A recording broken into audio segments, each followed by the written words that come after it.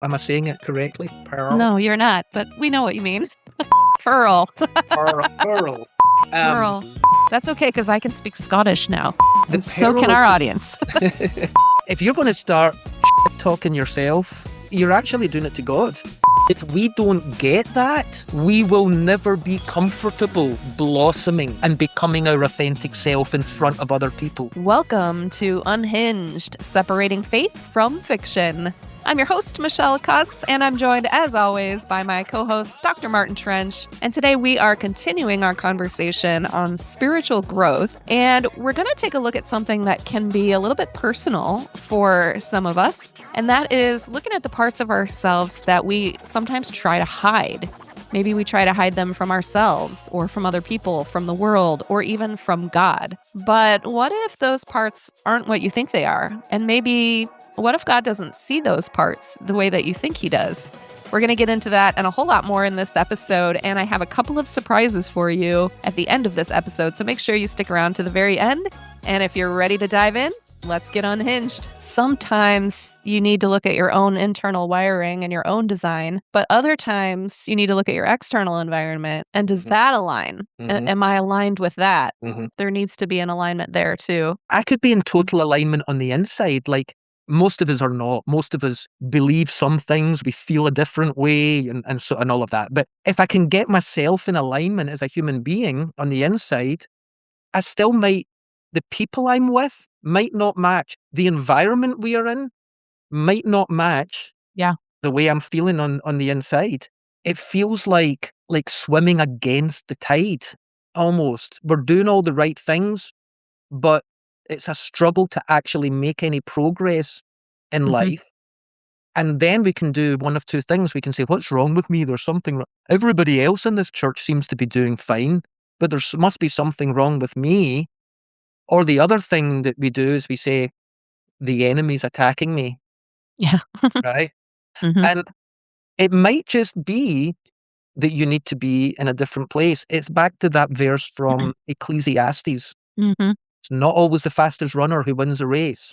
It's not always the strongest person who wins the fight. Many wise and educated people are poor. It's all a matter of being in the right place at the right time. Somebody who you might be weaker than somebody else. You might be poorer than somebody else. You might be less educated than somebody else.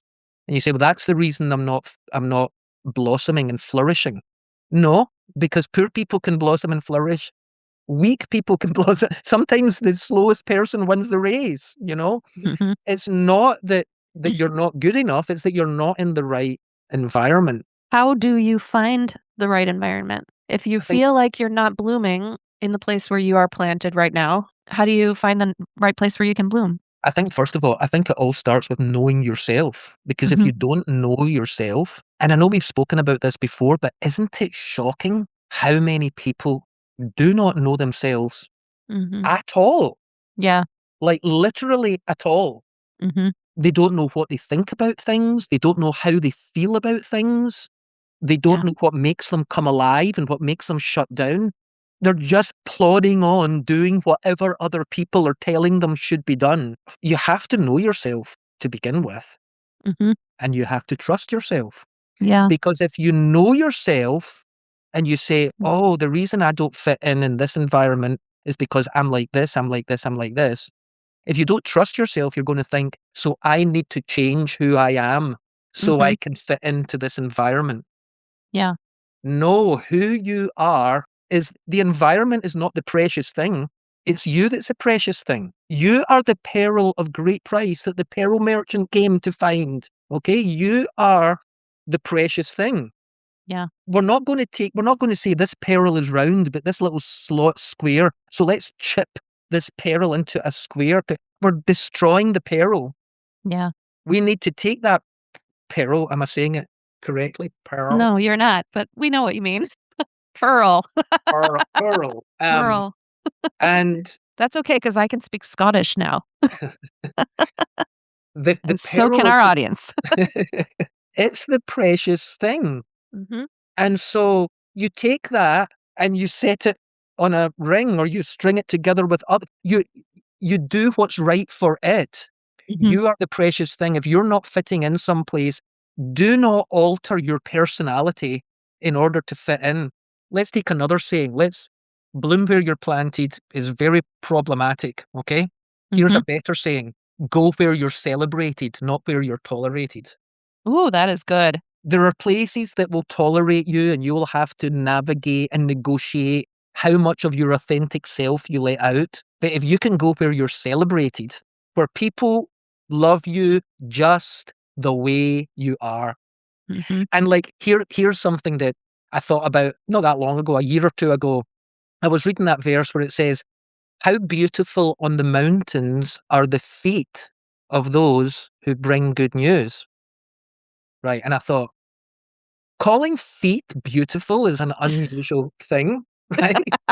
I was thinking that when you were saying that. Right? But that's unusual. Yeah. And probably even more so in a culture where they're wearing open-toed sandals and their feet are dirty all the time. And calloused and smelly. Yeah. And so Ugh. I thought it's funny that God calls our feet beautiful. Then I thought about all the female feet I've seen throughout my lifetime, and I'm thinking, would I call any of them beautiful? You know? I mean, there was Mine are not too bad. well, I did know one woman who had nice feet, I've got to say, but, it's not the first thing it's not the first feet are not the first thing that comes to mind when you're talking about beauty, right? Right. So I'm thinking about I'm saying God calls our feet beautiful, but we might think they're not very nice looking things or whatever. Then I thought about all of the flaws that we think we have, that we don't want Yeah. other people to see. It might be a birthmark or whatever, right? When you fall in love with someone, you love their little Yeah. don't you? Yeah. Isn't that right? Yeah. You It give their was birthmark a little nickname or something. that's right, Yeah. I know that. It's like you Oh, end up liking the thing that they think is ugly. yeah, which is To amazing. to you, it's cute, Yeah. you know? Mhm. And it made me think, God is saying the parts of you that you see as ugly, I see as beautiful, Mm. right? If That is you a meditation right It there. is a meditation. Yeah.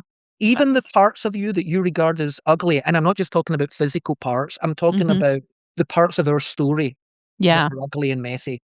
Yeah, all of our scars and Yeah. traumas. Yeah. God sees something beautiful Mm. in that. Mhm. And if we don't get that, we will never be comfortable blossoming and becoming our authentic self in front of other people. We will Mm. continue to hide our true self because other people might think it's ugly and sinful and worldly or selfish or whatever it is that we'll Mhm. be called. But when Yeah. you realize that God loves even the parts of you that we think are ugly because we are his treasure.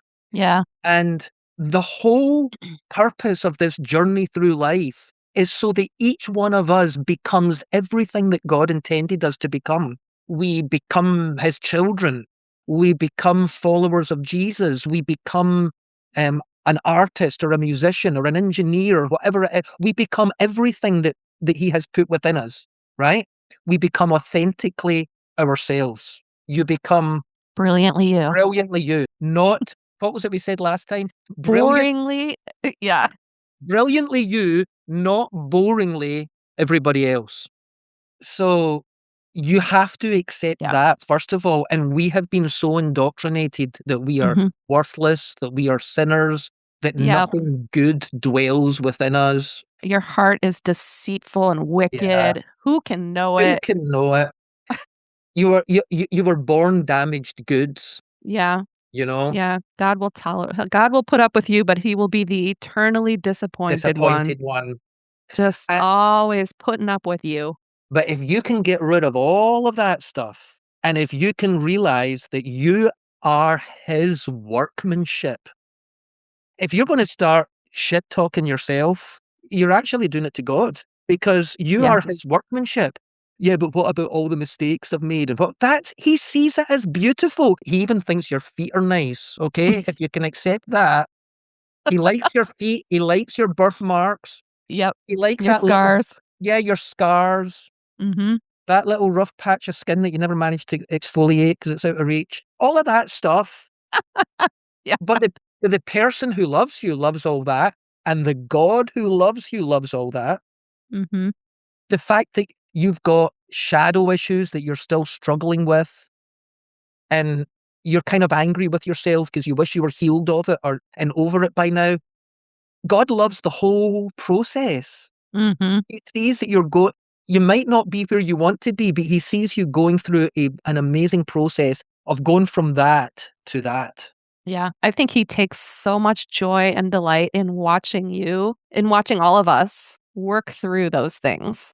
Mm-hmm. And we get frustrated with ourselves, but I can just imagine the Father kind of beaming with joy, like, "Oh, look at her. She's trying so hard and but she's so loved, you I know?" know. But yeah, that's something that like we need to get that deep, deep inside of us, which is why I love doing meditations, because I don't know if you know a better way, but I feel like that's one of the best ways to get some of these truths into our subconscious and like really form our identity. Mm-hmm. Because otherwise, yeah, we're just responding to the culture around us, which is always self-judgment, self-hatred, self-rejection. I don't trust myself. Mm-hmm. And the church is not immune to that. I mean, the church propagates that a lot of the time.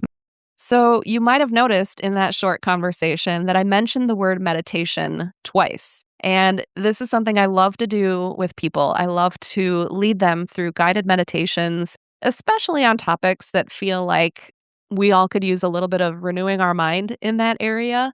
And I knew when we were having this particular conversation, there's a lot of people, including myself, who need to renew their mind in this area. And I knew I wanted to make a meditation around that. So if you've got a few spare minutes and you can find your way to a comfortable place, I would invite you to listen to that. And I will leave a chapter marker at the start of the meditation. So if it's something you want to come back to over and over again, you just come back to this episode, find the chapter marker that says guided meditation, and it will take you right in.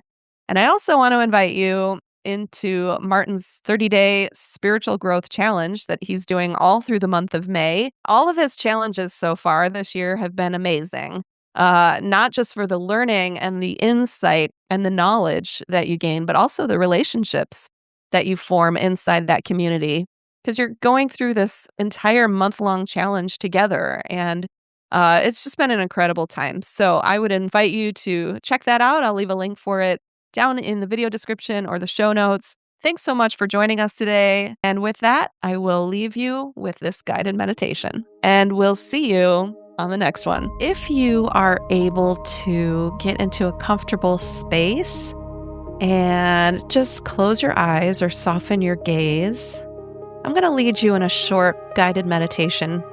Go ahead and take a slow, deep breath in. And breathe out. And take one more deep breath in and blow it out. And now just notice what you tend to criticize in yourself. You know, that thing that you have labeled as a flaw or a weakness. Something that maybe you're too much of or not enough of. Don't want you to fix it or analyze it. Just notice. Just pay attention to it. And now, very gently, I want to introduce you to a different possibility. What if the way that you've been seeing this part of yourself isn't the way God sees it? What if what you've been calling wrong or a flaw, God has never once labeled as wrong or a flaw? The scriptures say in Romans how beautiful are the feet. They're not perfect, they're not polished, they're beautiful. Take a moment and imagine the Father speaking directly to you, face to face, about that exact part of you that you've tried to hide or bury. And I want you to hear the Father say this to you. That part of you that you see as ugly, I see as beautiful. That part of you that you've tried so hard to fix, I've already embraced. What you have labeled too much about yourself, I designed you with intention that way. What you have called not enough about yourself has never once been lacking to me. Beloved, you learned to be hard on yourself. This world taught you to be hard on yourself. Maybe the church taught you to be hard on yourself. But I have only ever been kind and loving toward you. You've been trying so hard to edit your story, to clean it up and polish it up, but I delight in the version that is real. I am not pulling away from you. There is nothing about you that makes me hesitate or draw back. You are my treasure.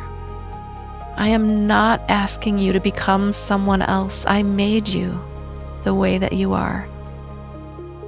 I am inviting you to come home to yourself. Maybe you've been trying to become acceptable, but I want you to know you've always been deeply loved. Now just stay here for a moment and let those words settle into your spirit. Just receive. You don't have to earn this, and you don't have to fix yourself or clean yourself up. You don't have to become someone else. You are fully seen, fully known, and fully loved right here, right now. Take one more slow breath in. And as you exhale, just release the pressure of anything that you've been holding on to, anything other than who you really are. And when you're ready, you can wiggle your fingers and toes, open your eyes, and come back. Thanks for joining me in that super quick meditation. And remember, you can come back to this episode anytime you want. I will set a chapter marker right at the beginning of this meditation, so you can come back to this episode and skip forward right to the guided meditation chapter anytime you want to.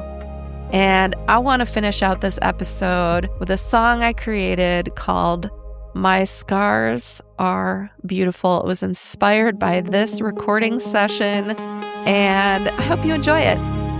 Thanks for joining us today, and we'll see you again on the next one.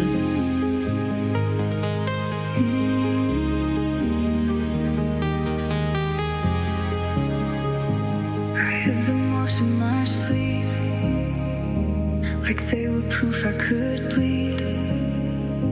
But you look closer than I did, and you loved every crack I hid. The cuts from running through fire, the bends from carrying high, the nights that broke me apart, you kept them close to your heart. And I hear you say, don't turn away, with the world called broken, you call holy,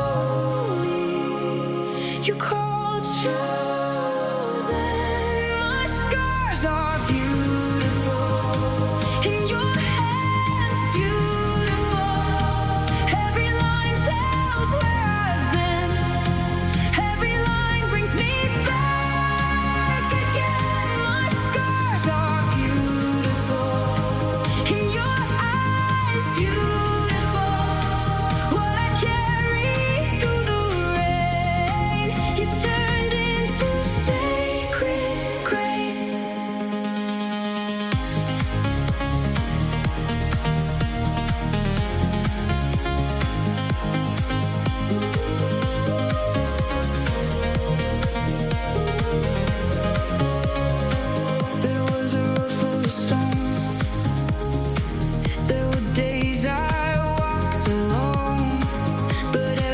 left a light on the map of my life.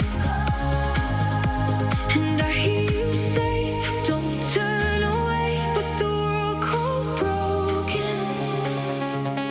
You call holy, you call chosen. My scars are beautiful in your hands, beautiful. Every line tells where I've been. Every line brings me back again. My scars are beautiful in your eyes, beautiful. What I carry through the rain, it turned into sacred grace. So I lift up my hands, the marks that remain. Not shame, just grace in my veins. You walked me through the dark, you kept every small spark, and now I can see you holding me.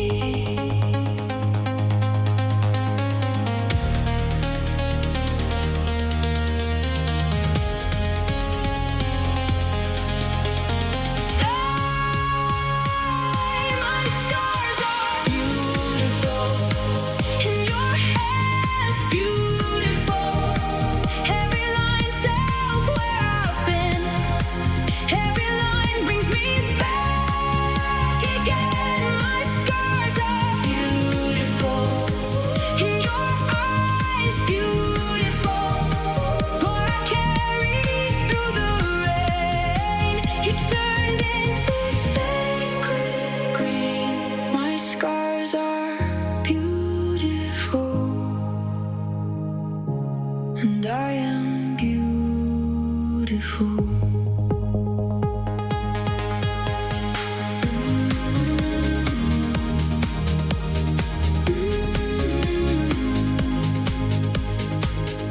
God is saying the parts of you that you see as ugly, I see as beautiful.